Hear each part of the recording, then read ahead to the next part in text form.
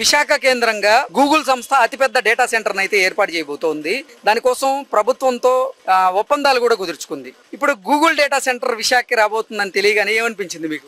చాలా మంది లైఫ్స్ అనేవి ఇక్కడ లీడ్ చేసుకోవచ్చు. హోమ్ టౌన్ లో అని విశాఖపట్నంలో ఉన్న వాళ్ళు ప్రెసెంట్ చాలా మంది చూస్తున్న అవుట్ ఆఫ్ స్టేట్ కి వెళ్ళి వాళ్ళ లైఫ్స్ అనేవి లీడ్ చేస్తున్నారు. ఫ్యామిలీకి దూరంగా ఉంటున్నారు.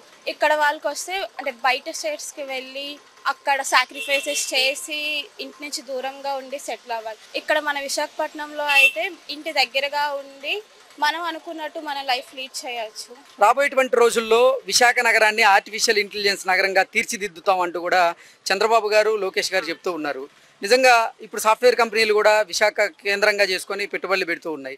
ఏమనిపిస్తుంది మీకు? లైక్ ఆల్మోస్ట్ 1 lakh పైగా జాబ్స్ అనేవి విశాఖపట్నంలో వస్తున్నాయి. అది చాలా హ్యాపీ.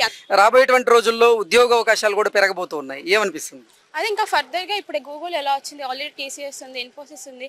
ఇంకా ఫర్దర్గా ఇంకా చాలా కంపెనీస్ రావాలి. మన విశాఖపట్నంలో ఉన్న వాళ్ళకి ఇది ఇంకా ఈజీగా ఉంటుంది. జాబ్స్ అనేవి సెక్యూర్గా ఉంటాయి.